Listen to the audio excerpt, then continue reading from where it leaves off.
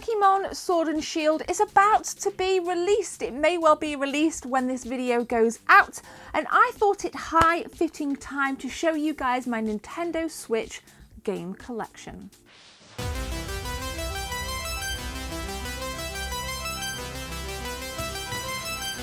So I'm going to start with something really juicy, and we're going to take a look at Link's Awakening.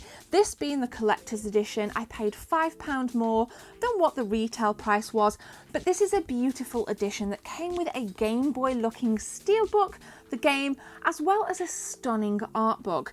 It isn't the best limited edition in the world, but as a collector, this is a really nice piece to have.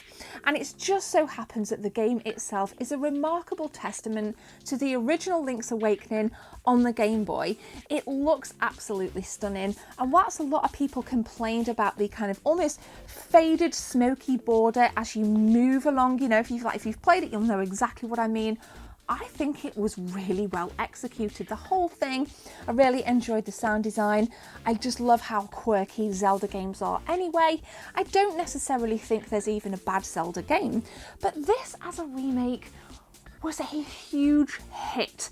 So when I saw this, because I missed the pre-order on this, I saw this at a gaming market, I knew it was one that I was going to have. The box art looks absolutely beautiful. Even the back has some really nice artwork of the owl on it, and I'm just super stoked to have this. This is the only limited edition I have. The rest of the games are just base titles, but I'm going to show you all of them anyway. And let me know in this video if there's any Nintendo Switch games that I need to pick up and add to this collection. So we'll go ahead and we'll chuck that right there. Next up then, this is a German copy that MNX kindly sent me of Mario and Rabbids Battle Kingdom. This is a nice colliding of game series here. This is like a bit of a spin-off to the Mario franchise, and me and my nephews play this every time he comes around. He really loves this. So you've got like all the Mario characters that get sucked into this world, and they're transformed into kind of Mario characters and Rabbids kind of combined. It is kind of sounds a little bit trippy, but all of the classic things about Mario Brothers and all of the Mario games are there, such as like the pipes, the piranha plants, different power-ups. The levels have that just beautiful, glowing, bright popping colour palette as they do in all of the Mario games, and it's a really nice family game to play as well. There's quite a little bit of strategy involved in it, like when you get into a battle, you really do have to, you have to move your characters to different places, which enable you to line up your shots to kind of kick ass with the Rabbids. And I think that's where my nephew got a little bit confused, bless him, because it's not as straightforward as other Mario games are, hence this being a spin-off. But it's a worthy addition into the Nintendo Switch library, and I'm super stoked to own it. Next up then is a flagship Mario title, that being Super Mario Odyssey. This is definitely for me a spiritual successor to Super Mario 64 with its full 360-degree motion cameras and stunning themed worlds. Everything here feels right, and one of the big selling points for me weren't necessarily the 3D world that I grew to love with Super Mario 64, but it's when you transform into that 2D Super Mario Bros. NES-like state. When I saw that for the first time, I knew that this was going to be a game packed full of gimmicks, packed full of joy, and packed full of nostalgia. And compared to something like Mario plus Rabbids Kingdom Battle, this is a lot. For me, it's just like oozes way more charm than any other Mario Brothers game. Obviously, you've got your different worlds like you have in Super Mario Brothers 3, different themes like a desert theme, you've got like jungle themes. Again, my phone's going off. Very, very easy to kind of play, very easy on the eye. Phone keeps going off, thanks Twitter. And obviously this is a staple title, it's a flagship Nintendo title, and if you don't own it, you need to get on it. Pop that right there. Next up then is a new, I say new IP. When the Wii U came out, this next title was a brand new IP. Stop tweeting me. We're going in for some Splatoon 2. Now, I actually prefer the original Splatoon. For me, I didn't feel like this was a huge enough upstep to become absolutely crazy about Splatoon all over again. I would much rather sit down and enjoy Splatoon on the Wii U rather than Splatoon 2. I find that there's not enough levels. Like on the multiplayer, I want more levels, a little bit more diversity, perhaps a new battle arena like when you first start. You're in the city, you've got the shops down the left-hand side, you've got other players running around, and it just looks exactly the same, if not very similar, to the original Splatoon. So I like Splatoon 2. I really, really do. But perhaps there was a few things that were missed for me. What's going to continue with the Splatoon series? Like what do I want to see? I don't think there's a lot more you can really do with it unless you're going to have some like Mario levels or Zelda themed levels and really kind of mash in everything about Nintendo that we love and put it into a Splatoon formula. We'll see though, we'll see. What would you like to see from the Splatoon series?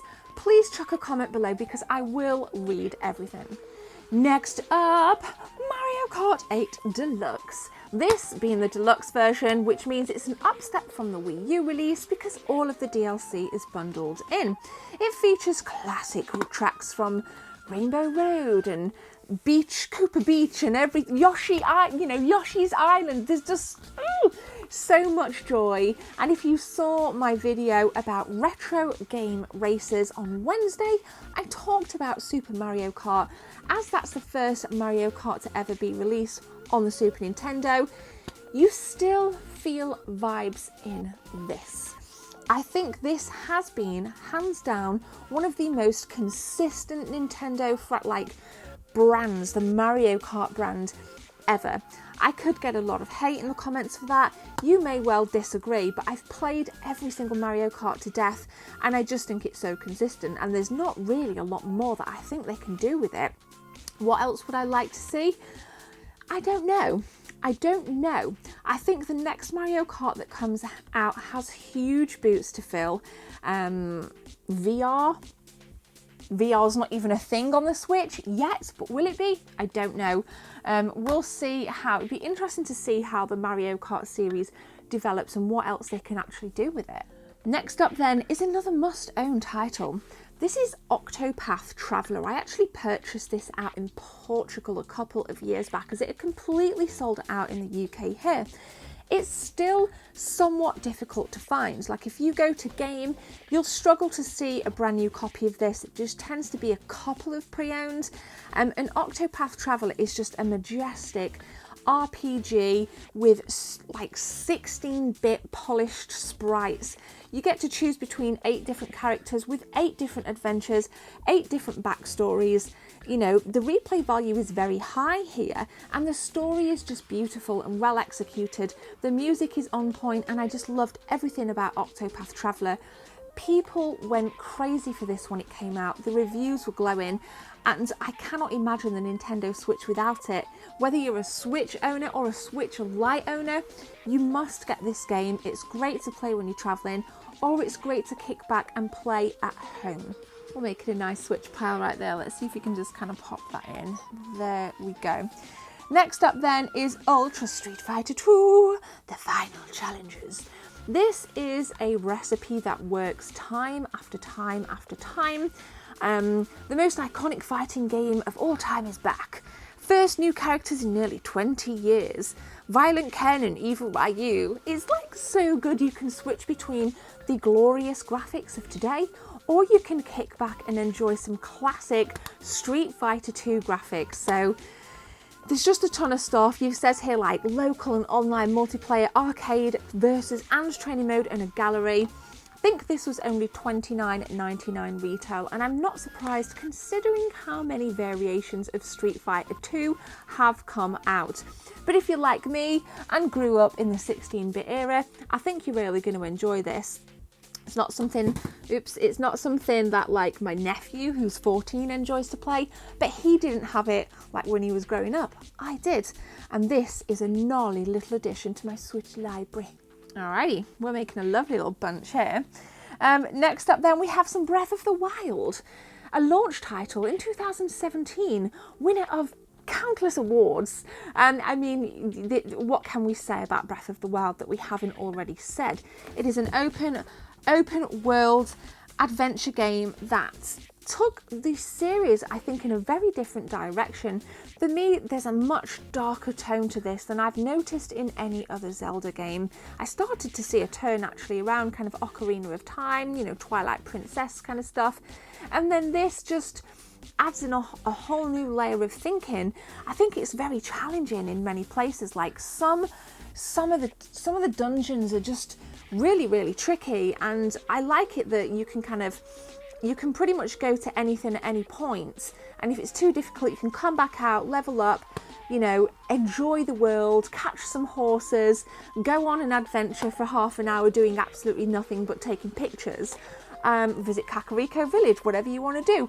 I mean, there's just so much you can do and so much versatility with this, and it's just beautiful. Breath of the Wild is an absolutely stunning game.